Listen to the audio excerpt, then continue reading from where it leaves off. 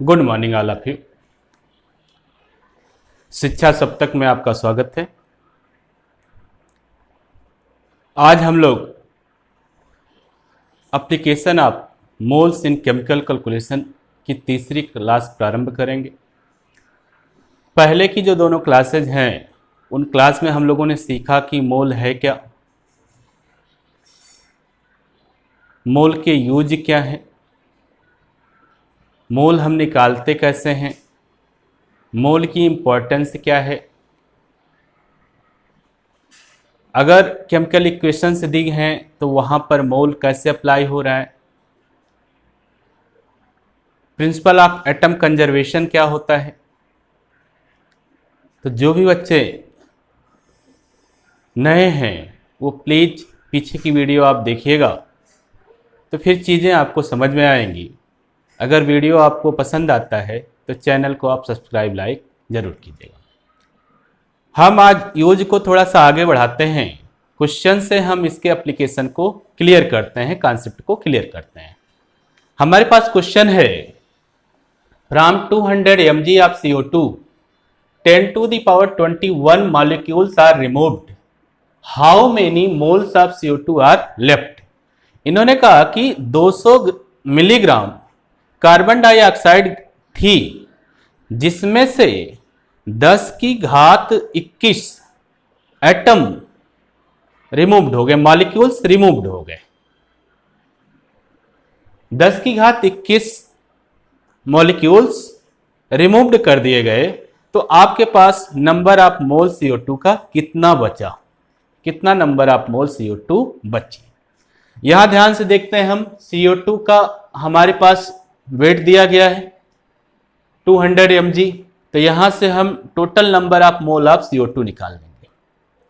फिर इन्होंने कहा कि 10 to the power 21 molecules are removed, तो यहां नंबर ऑफ मॉलिक्यूल्स हमको मालूम है कितने नंबर ऑफ मॉलिक्यूल्स CO2 के रिमूव्ड हो गए। अब हम एटम वाला फार्मूला लगाएंगे और यहां से नंबर ऑफ मोल निकालेंगे CO2 का जो रिमूव्ड हो गया। फिर हम टोटल नंबर ऑफ मोल से रिमूव्ड नंबर ऑफ मोल घटा देंगे तो हमको हमारा फाइनल रिजल्ट मिल जाएगा कि कितना मोल CO2 हमारे पास बची है। देखते हैं इसका एप्लीकेशन।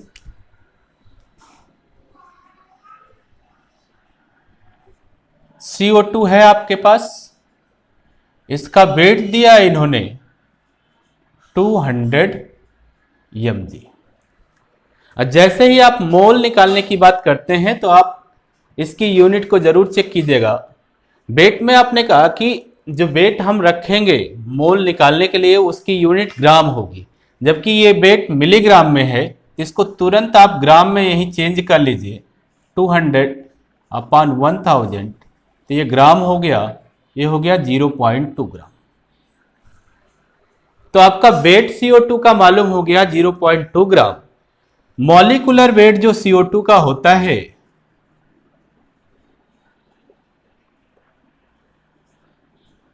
वो होता है 44। तो number of moles of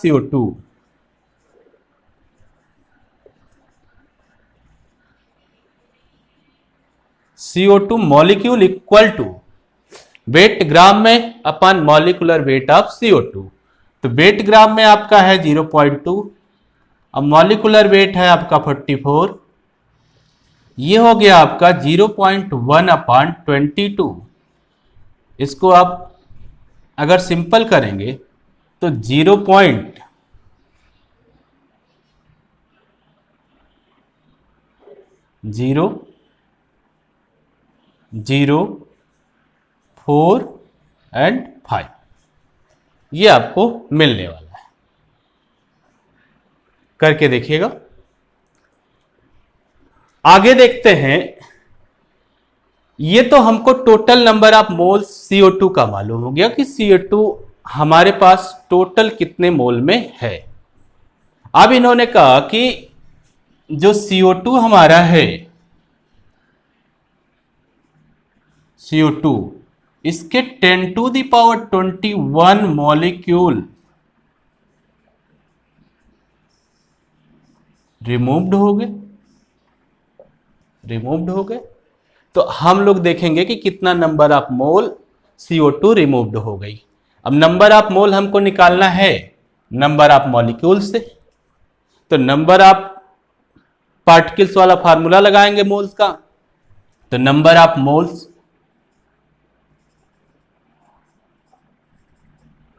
CO2 removed equal to number of particles upon 6.022 into 10 to the power 23। तो ये हो गया 10 to the power 21 number of molecule of CO2 upon Avogadro number 6.022 into 10 to the power 23। तो number of CO2 removed हो जाएगा 10 to the power -2 upon 6.022। ये number of moles हो गए। हमने कहा था कि केमिस्ट्री में नियर अबाउट कैलकुलेशन आप करेंगे, अप्रॉक्सीमेटली कैलकुलेशन। तो 6 से 1 को 6 से भाग देते हैं तो हो गया 0.16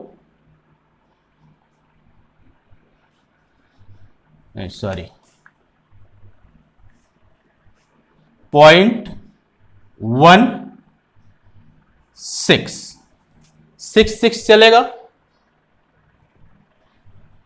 इंटू 10 टू द पावर -2, तो ये हो जाएगा 0.0016। तो number of moles of CO2 जो रिमूव्ड हुआ वो हुआ 0.0016 मोल। अब इन्होंने कहा कि how many moles of CO2 are left, तो left CO2 number of moles of CO2 left, तो टोटल नंबर ऑफ मोल्स आपके पास आए थे 0.0045 माइनस जो आपने रिमूव किया वो 0.0016। आप इसको घटा देंगे तो आपको आपका रिजल्ट मालूम हो जाएगा कि कितने मोल CO2 आपके पास शेष बच गई। तो आपके पास जो CO2 बचेगी वो 0.00, ये हो गया 9 और ये हो गया 2। इतने मोल CO2 आपके पास बच जाएंगे।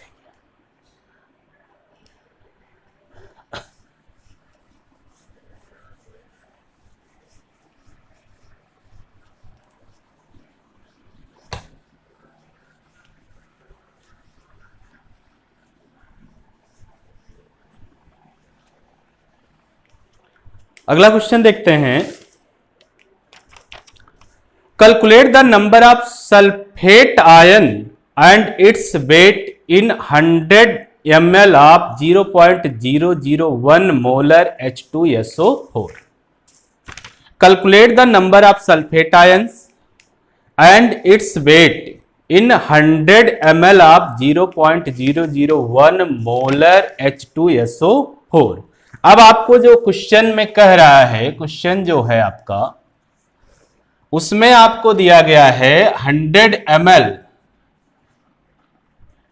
Of 0.001 molar H2SO4।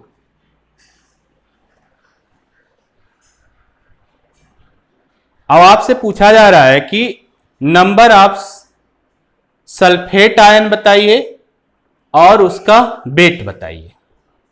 Number of sulphate ion कितने हैं और उनका वेट कितना है, यह भी आपको बता देना है। तो नंबर ऑफ सल्फेट आयन आपको बताना है।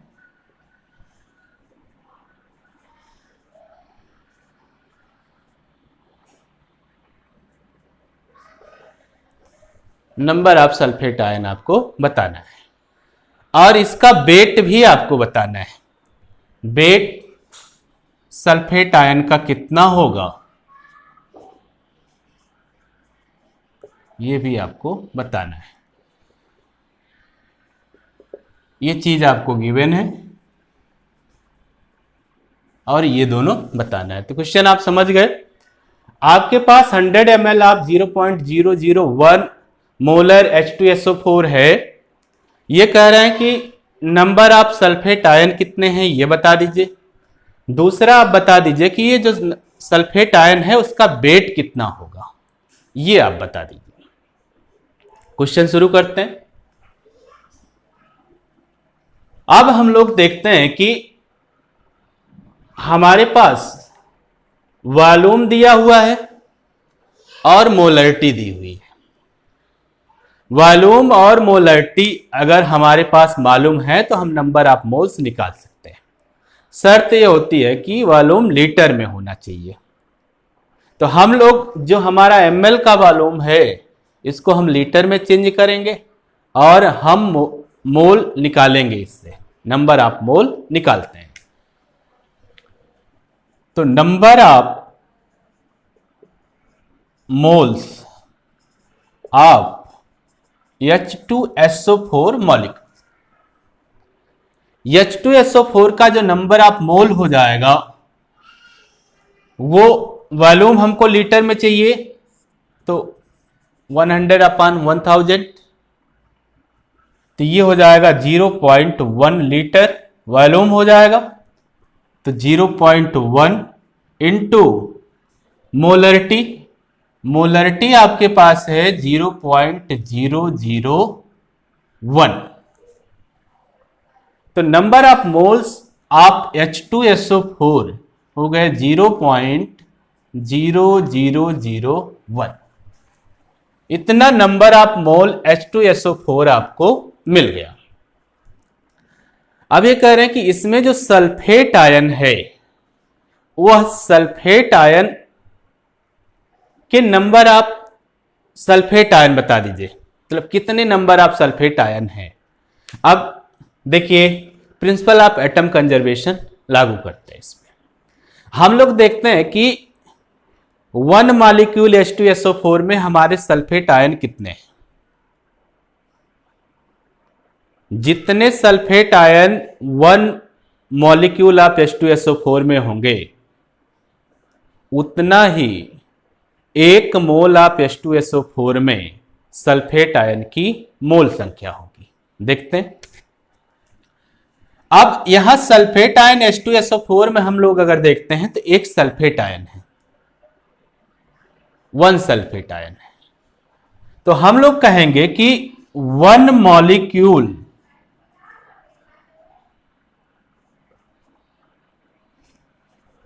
ऑफ H2SO4 contain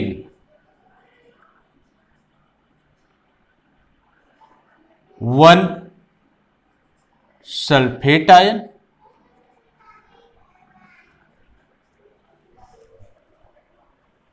तो 1 mole of H2SO4 contain 1 mole of sulphate ion.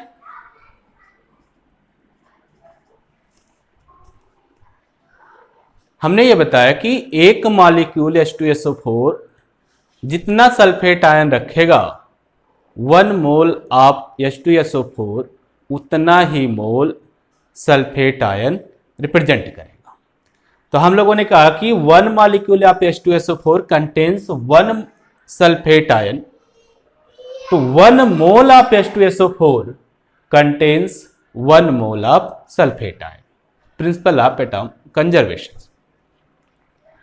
आप देखिए अगर 1 मोल H2SO4 1 मोल सल्फेट आयन रखता है तो H2SO4 की मोल मात्रा इतनी है, तो इतना मोल H2SO4 इतना ही मोल सल्फेट आयन रखेगा। यही ना मतलब हुआ। तो ये हुआ 0.0001 moles of H2SO4 contains 0.0001 mole of sulfate ion। तो अब हमारे पास मिल गया कि हमारे पास सल्फेट आयन जो है उसका नंबर ऑफ मोल है 0.0001। तो हमारे पास जो सल्फेट आयन है, number of moles of sulphate ion equal to हो गया 0.0001। अब नंबर ऑफ सल्फेट आयन हमको चाहिए, तो नंबर ऑफ पार्टिकल वाला फार्मूला लगाएंगे। तो नंबर ऑफ पार्टिकल वाला फार्मूला बताता है कि number of moles of sulphate ion equal to number of sulphate ion upon 6.022 into 10⁻23। हमारे पास number of moles of sulphate ion है, रख देते हैं। Number of moles of sulphate ion हमारे पास है 0.0001 equal to number of sulphate ion upon 6.022 into 10⁻23। तो नंबर ऑफ सल्फेट आयन जो हमारे हो गए, सल्फेट आयन हो गए, वो हो गए 0.0001 इंटू 6.022 इंटू 10⁻23। अब इसको 10 की पावर में करके 10 की पावर को रिलेट कर लेंगे। अब ये हो जाएगा आपका 6.022 इंटू 10⁻90। ये नंबर ऑफ सल्फेट आयन हो गए आपके 100 ml और 0.001 मोलर H2SO4 में। तो पहला आंसर हम लोगों ने इनको बता दिया कि आपके जो नंबर ऑफ सल्फेट आयन हैं, वो नंबर ऑफ सल्फेट आयन है 6.022 इंटू 10⁻90। अब इन्होंने कहा कि वेट भी बताइए, ये जो सल्फेट आयन आपका है, इस सल्फेट आयन का वेट भी बताइए। तो हम लोग कहेंगे कि भाई वेट के लिए भी हमको सल्फेट आयन का मोल दे दीजिए। तो इन्होंने सल्फेट आयन का मोल आपको दे रखा, निकाल लिया है आपने। Number of moles of sulphate ion है 0.0001। वेट हम निकाल लेंगे, वेट का फार्मूला डाल के।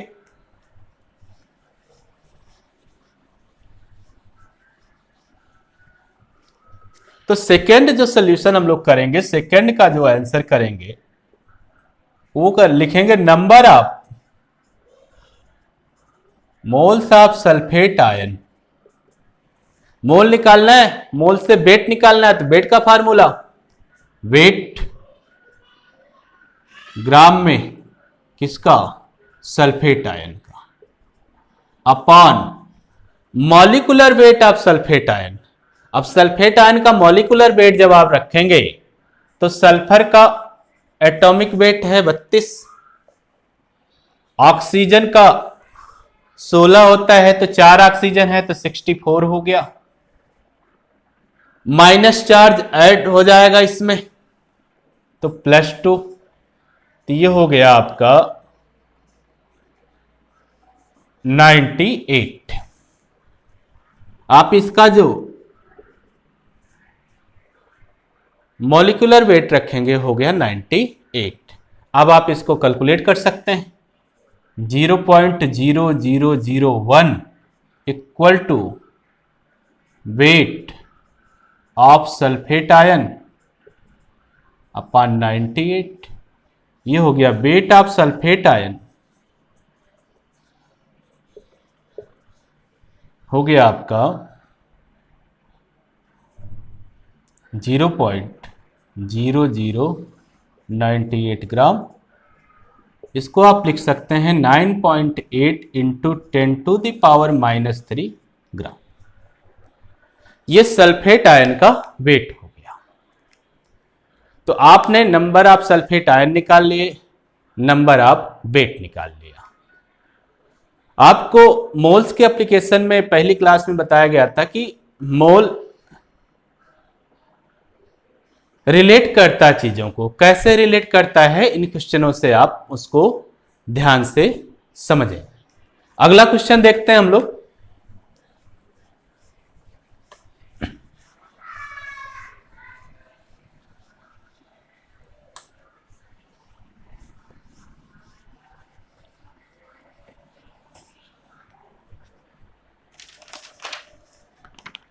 अगला क्वेश्चन है the atomic weight of two elements A and B are 20 and 40 respectively.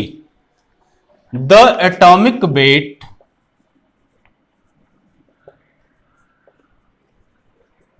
of two element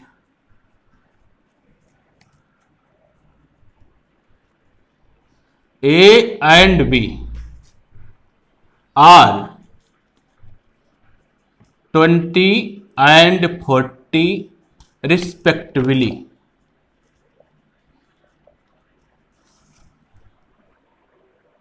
If x gram of A, आगे इन्होंने कहा if x gram of A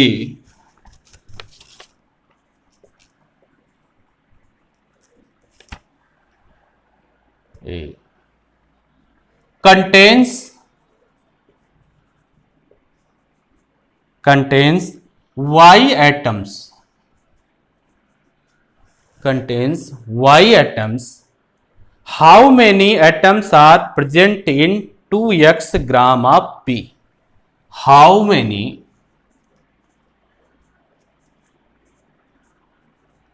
atoms are present in 2x gram of B? ये question है आपका। इन्होंने कहा the atomic weight of two elements A and B are 20 and 40। दो element आपको दिए गए हैं, एक एलिमेंट है ए, दूसरा एलिमेंट है बी। दोनों के एटॉमिक वेट आपको दिया गया है। एटॉमिक वेट ए का है 20, एटॉमिक वेट बी का है 40। X gram of A, x का वेट दिया गया है, ए का वेट दिया गया है, ए का वेट एक्स ग्राम है, और ए में जो नंबर ऑफ एटम है वो है वाई। अब इन्होंने कहा कि नंबर ऑफ एटम बताइए बी का, और उसका वेट दिया गया है 2x ग्राम। 2x ग्राम बी में नंबर ऑफ एटम कितने होंगे? शुरू करते हैं, चीजों को पहले समझते हैं आखिर ये पूछना क्या चाहता है। इसने एटॉमिक वेट दिए दोनों के, एक का वेट दिया और दूसरे का वेट देके ये पूछना चाह रहा है कि दूसरे के वेट में कितने नंबर ऑफ एटम्स होंगे। तो ये कहीं ना कहीं हमको रिलेट कराना चाह रहा है। पहले का जो नंबर ऑफ एटम्स होगा वो दूसरे के नंबर ऑफ एटम से कहीं ना कहीं रिलेट होगा। देखते हैं क्वेश्चन को, शुरू करते हैं। एटॉमिक वेट दोनों के दिए गए हैं तो एटॉमिक वेट लिख लेते हैं। जो जो चीजें दी हैं सबसे पहले लिखते हैं।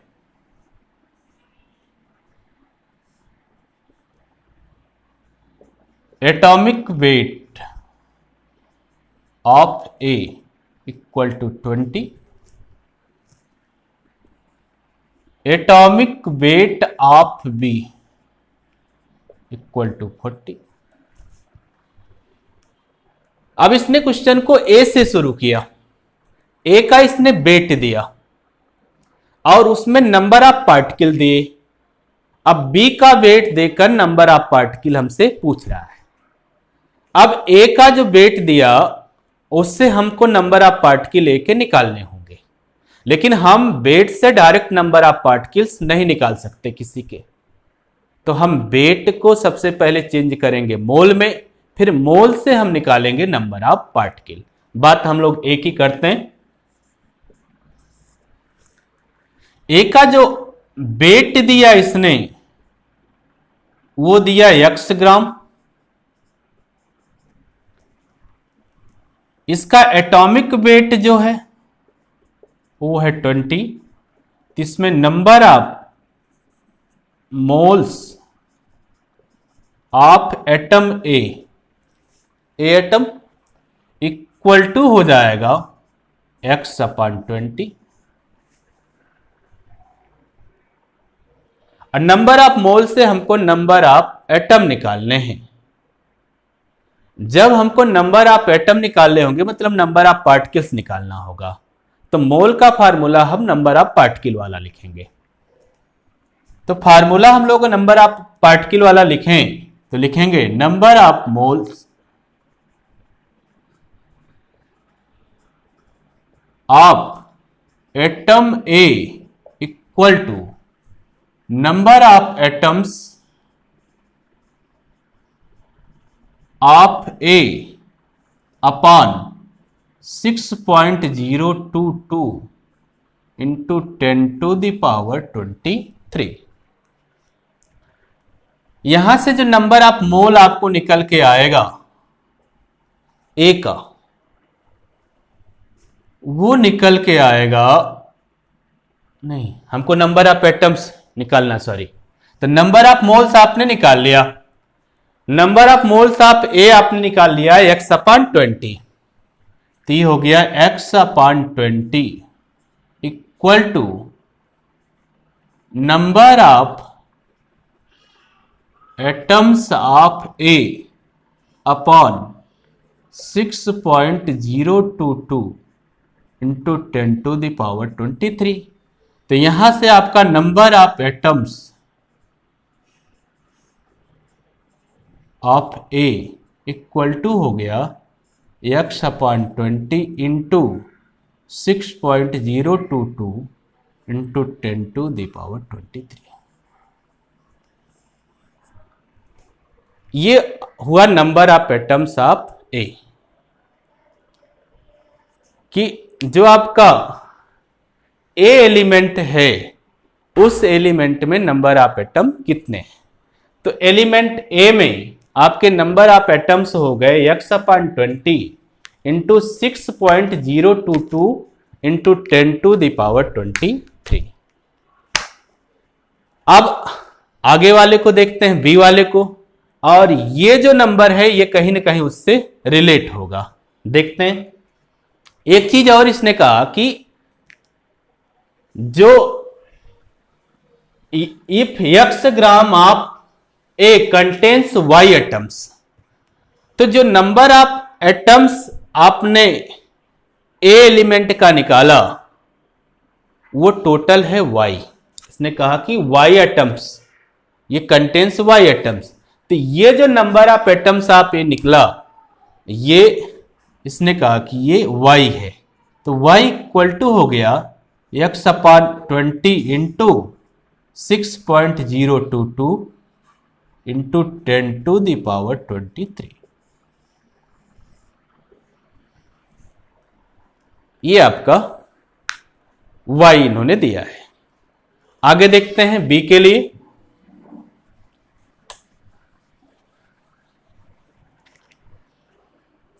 बी के लिए इन्होंने कहा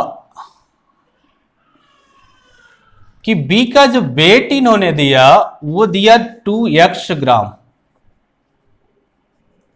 और जो इसका मॉलिक्यूलर वेट है, एटॉमिक वेट है, ये है 40। तो नंबर ऑफ मोल्स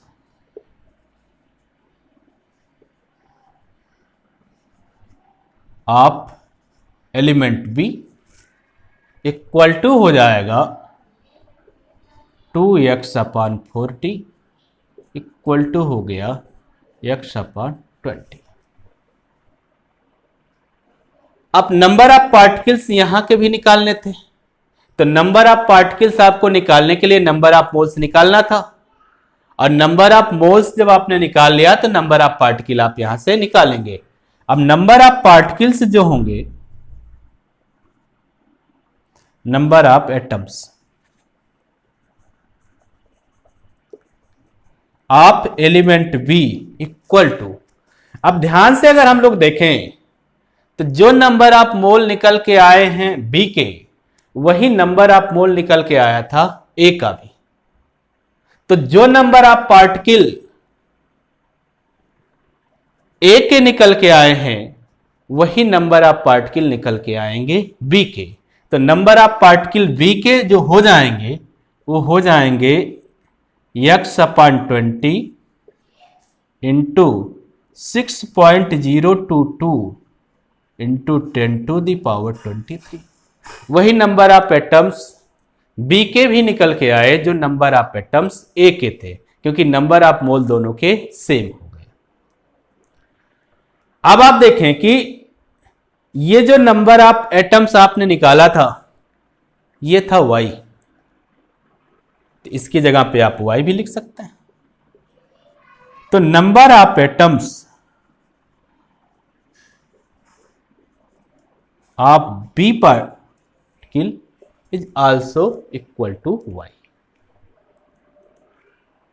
तो इस क्वेश्चन को आपने समझा होगा कि दो एलिमेंट दिए थे इन्होंने, दोनों के एटॉमिक वेट दिया था, पहले का वेट दिया था और नंबर ऑफ पार्टिकल दिए थे, दूसरे का वेट देकर कहा था कि उसमें नंबर ऑफ पार्टिकल कितने होंगे, नंबर ऑफ एटम्स कितने होंगे।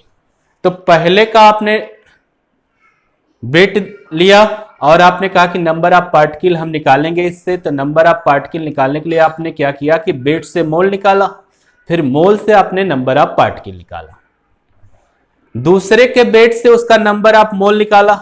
जैसे ही दूसरे का नंबर ऑफ मोल आपने निकाला, तो वह नंबर ऑफ मोल उतना ही आया जितना पहले का आया था ए का।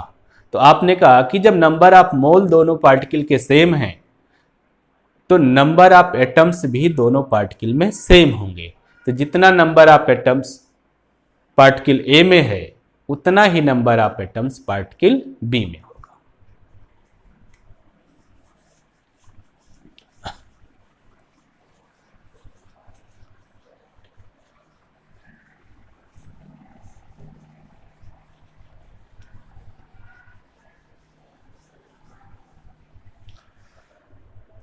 अगले क्वेश्चन की बात करते हैं। अगले क्वेश्चन में इसने कहा कि find the charge of 27 gram of aluminium ion in coulomb. आपको एल्यूमिनियम आयन दिया है जिसका वेट इन्होंने दिया 27 ग्राम, और आपसे कहा जा रहा है कि इसका चार्ज बताइए, इस पर चार्ज कितना है वह बताइए और कूलम में बताइए। आपको जो गिवन है क्वेश्चन में,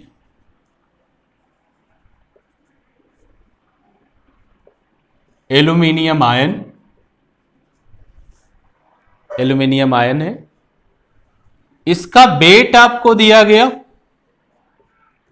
27 ग्राम,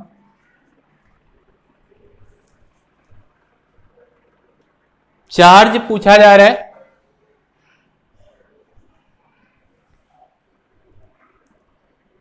कूलम में, चार्ज पूछा जा रहा है कूलम में।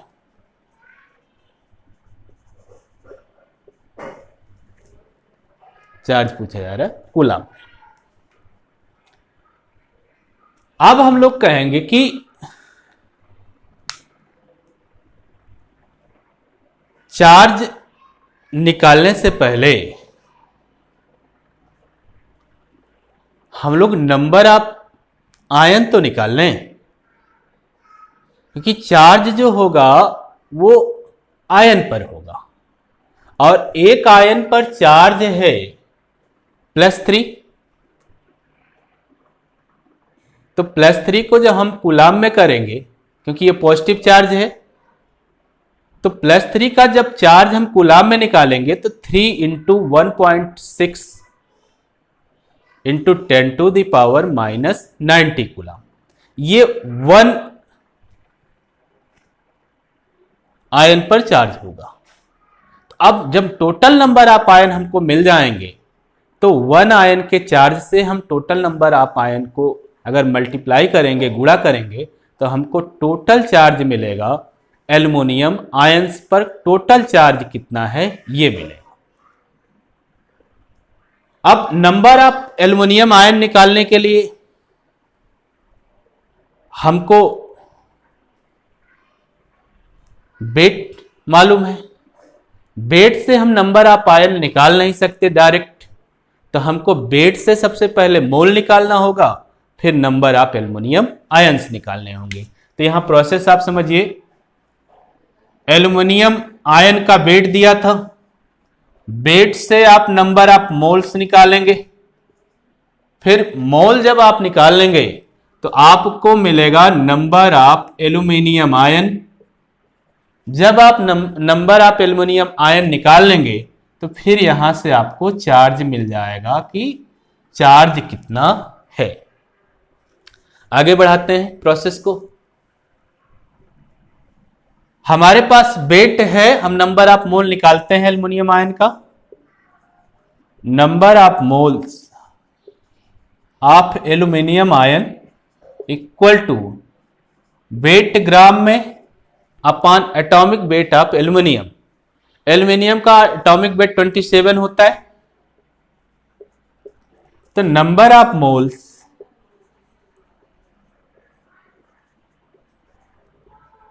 Of aluminium ion equal to हो गया 1। अब नंबर ऑफ एल्युमिनियम आयंस हमको निकालना है, तो हम नंबर ऑफ पार्टिकल्स वाला फार्मूला लगाएंगे। नंबर ऑफ पार्टिकल्स वाला फार्मूला लगाएंगे तो हो गया number of moles of aluminium ion equal to number of aluminium ion upon 6.022 into 10⁻23। अब number of moles of aluminium ion आपको मालूम है 1 equal to number of aluminium ion upon 6.022 into 10⁻23। अब नंबर ऑफ एल्युमिनियम आयन आपको मालूम हो गया। Number of aluminium ions आपके पास हो गया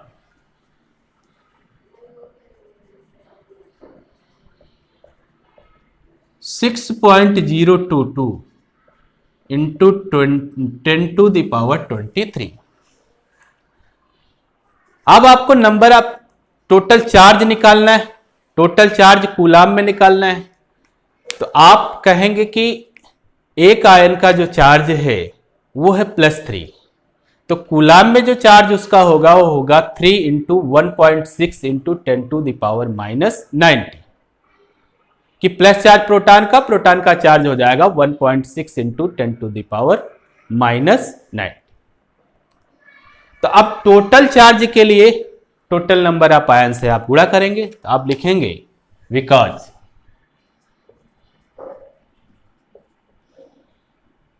one aluminium ion has 3 into 1.6 coulomb charge. 1 aluminium ion रखता है, एक एल्यूमिनियम आयन पर इतना ही चार्ज हुआ ना, 3 है, 3 तो इसकी संख्या हो गई, और एक प्लस चार्ज जो होगा कूलाम में होगा वो होगा 1.6 इंटू 10⁻⁻90। तो 3 इंटू 1.6 इंटू 10⁻⁻90 ये एक एल्युमिनियम आयन पर चार्ज हो गए। तो टोटल चार्ज जो हो गया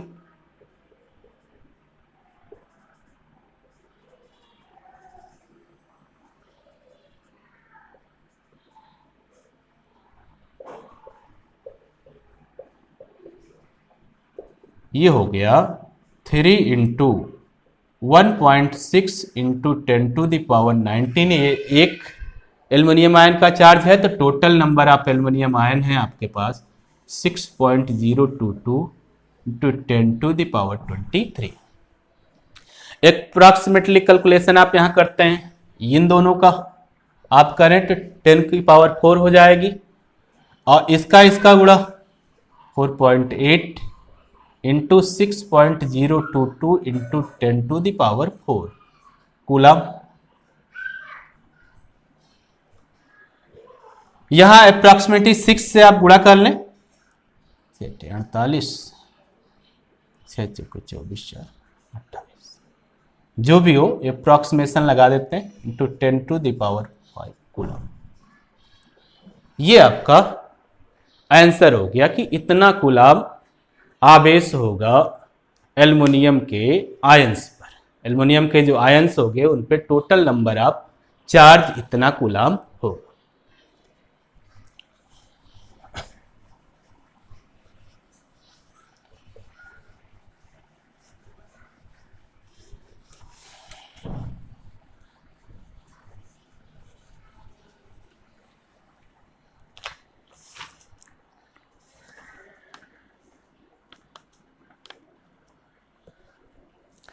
अगला क्वेश्चन इनका है कि 600 ml of a mixture of O3 and O2, 600 millilitre का एक मिक्सचर है ओजोन और ऑक्सीजन का, वेट 1 ग्राम, जिसका टोटल वेट 1 ग्राम है, उस मिक्सचर का वेट है 1 gram at NTP। Calculate the volume of ozone at NTP। अब ओजोन का वॉल्यूम आपको कैलकुलेट करना है। क्वेश्चन जो इनका है वो क्वेश्चन है 600 ml of a mixture of ozone and oxygen, weight 1 gram, कल at NTP। Calculate the volume of ozone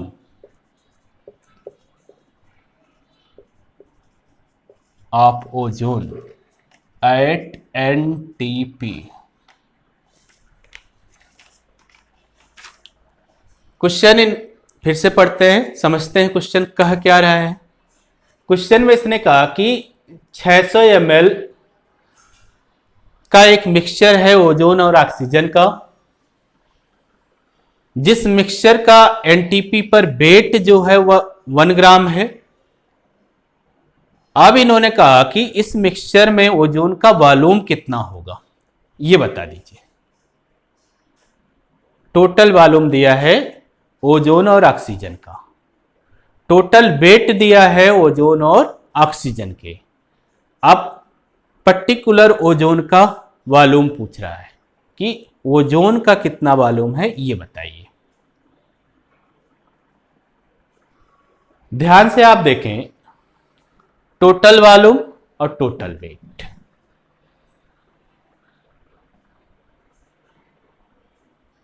आपसे पर्टिकुलर वॉल्यूम ओजोन का पूछा जा रहा है, तो हम अगर वेट को वॉल्यूम से रिलेट करें तो डायरेक्ट तो रिलेट नहीं कर सकते।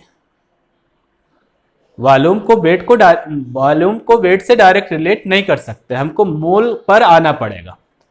तो हम यहां पर एज्यूम करेंगे कि यदि कि if the volume of ozone is V, हम एज्यूम कर लिए कि जो ओजोन है उसका वॉल्यूम V है, तो टोटल वॉल्यूम हमको मालूम है, तो टोटल में से V घटा देंगे तो हमको ऑक्सीजन का वॉल्यूम मिल जाएगा। अब ओजोन का वॉल्यूम मिल गया अगर, तो उस वॉल्यूम से ओजोन का वेट निकाल लें। डायरेक्ट नहीं होगा, ओजोन के वॉल्यूम को मोल में कन्वर्ट करेंगे, फिर मोल आपको देगा ओजोन का वेट। यही प्रोसेस आप ऑक्सीजन के लिए करेंगे। ऑक्सीजन का वॉल्यूम आपने निकाल लिया, फिर अब उसका वेट चाहिए ऑक्सीजन का। अब ऑक्सीजन के वॉल्यूम को मोल में चेंज करेंगे, नंबर ऑफ मोल में, फिर उससे वेट निकालेंगे ऑक्सीजन का। और दोनों वेट जो आपने ओजोन और ऑक्सीजन के निकाले हैं, दोनों को अगर ऐड कर देंगे तो टोटल वेट मिक्सचर का आना चाहिए 1 ग्राम। यहां से आपको V मिल जाएगा। जो आपने माना कि वो ओजोन का वॉल्यूम है। देखते हैं क्वेश्चन को।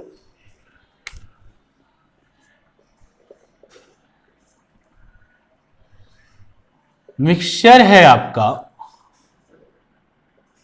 ओजोन का और O2 का। टोटल वॉल्यूम है, वॉल्यूम मिक्सचर का है 600 ml। वेट आपको मालूम है मिक्सचर का 1 ग्राम, और वॉल्यूम आपसे पूछा जा रहा है ओजोन का। बता दीजिए कि ओजोन का वॉल्यूम कितना है। तो हम लोग मानेंगे if equal to V, ozone का वॉल्यूम जो है वो V है। ओजोन का जो वॉल्यूम है वो V है, इसको लिख लीजिएगा।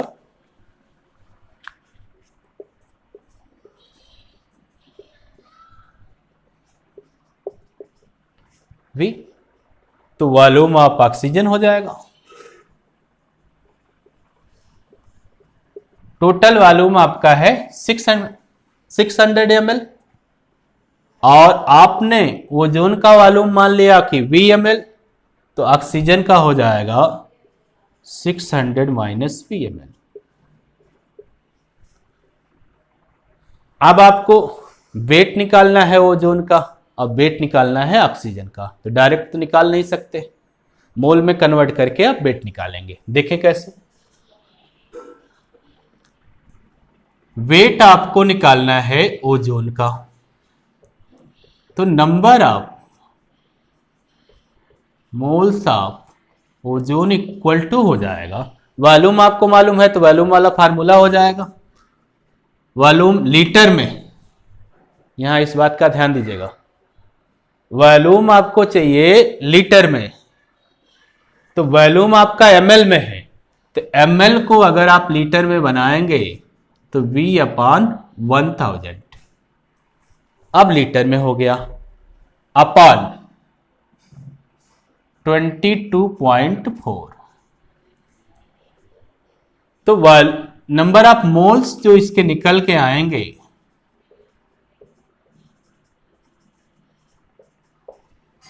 1000 नीचे ले आइए तो हो जाएगा V/22,400। ये नंबर ऑफ मोल हो गया। अब यहां से आपको वेट निकालना है, तो फिर मोल का फार्मूला वेट वाला, number of moles of O3 equal to weight of O3 gram में, upon molecular weight of ozone. तो ओजोन का मॉलिक्यूलर वेट होगा 48। Number of moles of O3 आपने निकाल लिया, V/20,400 equal to weight of O3 upon 48। तो ये हो जाएगा weight of O3 equal to V into 48 upon 20,400 gram. ये वेट निकल के आया आपका ओजोन का। इसी तरह से आप वेट निकालेंगे ऑक्सीजन का। ऑक्सीजन का भी मालूम है, आप ऑक्सीजन का नंबर आप मोल निकालेंगे, फिर ऑक्सीजन का वेट निकाल लेंगे आप।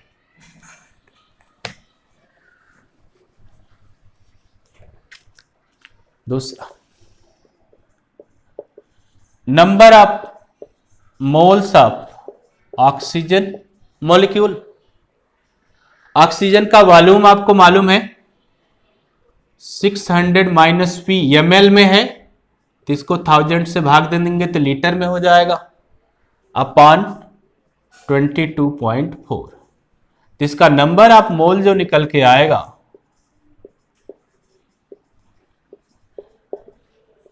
600 माइनस V अपॉन 20,400। अब वेट निकालना है तो मोल का फार्मूला वेट वाला, number of moles of oxygen equal to weight of oxygen upon molecular weight of oxygen. Molecular weight oxygen का होगा 32 और ये नंबर ऑफ मोल्स आपने निकाल लिया इतना 600 minus V upon 22,400 equal to weight of oxygen upon 32। यहां से वेट ऑफ ऑक्सीजन आप निकाल लें। वेट ऑफ ऑक्सीजन हो गया आपका 600 माइनस वी अपॉन 22,400 इंटू 32। अब ध्यान से देखें आप, वेट आपको ऑक्सीजन का मालूम हो गया, अब वेट आपको ओजोन का मालूम हो गया, वेट आपको मिक्सचर का मालूम है, मिक्सचर में ही दोनों हैं, दोनों का वेट अगर हम जोड़ दें तो टोटल वेट ऑफ मिक्सचर हो जाएगा, वहां से आपको वी मिल जाएगा।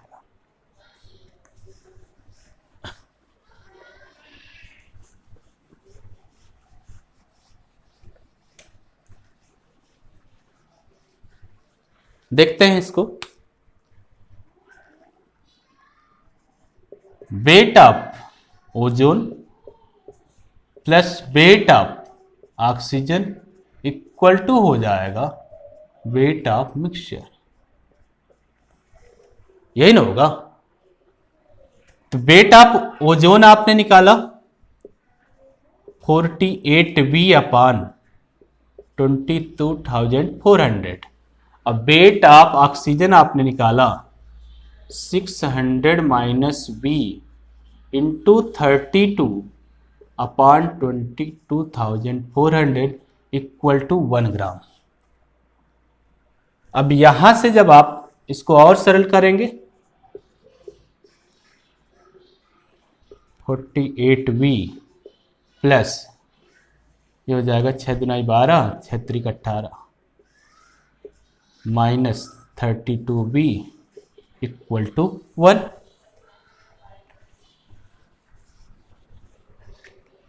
ये हो गया, इन दोनों को रिलेट कर लीजिए। 16V plus 9,200 equal to 22,400। अब इसको इधर ट्रांसफर कर दीजिए तो 16V equal to 22,400 200 16V equal to हो जाएगा 30,200 V इक्वल टू हो जाएगा 2000 ml। V आपने माना था ओजोन के वॉल्यूम को, तो वॉल्यूम ऑफ ओजोन आपका हो गया 200 ml। अब वॉल्यूम ऑफ ऑक्सीजन हो जाएगा 400 ml, क्योंकि मिक्सचर का टोटल वॉल्यूम था 600 ml। तो यहां पर आपने देखा कि हम मोल का मॉडर्न कैलकुलेशन में यूज कैसे करते हैं। अगर हमको मोल की एप्लीकेशन मालूम हो गई तो फिर हम किसी भी क्वेश्चन से किसी भी सब्सटेंस को रिलेट कर सकते हैं। हमें आशा है कि आप इन क्वेश्चन को ध्यान से समझेंगे और इनको अन्य तरह के क्वेश्चंस जो होंगे उन पे अप्लाई करेंगे। आगे की जो क्लास हम लोग पढ़ेंगे, अगली क्लास, उस क्लास में हम लोग मोल का यूज देखेंगे केमिकल रिएक्शंस में। केमिकल रिएक्शंस की जो प्रॉब्लम है वहां पर हम मोल का एप्लीकेशन कैसे करते हैं, और गैसियस प्रॉब्लम्स में जो गैस के फेज की जो प्रॉब्लम्स होंगी वहां हम कैसे मोल का एप्लीकेशन देखते हैं। धन्यवाद।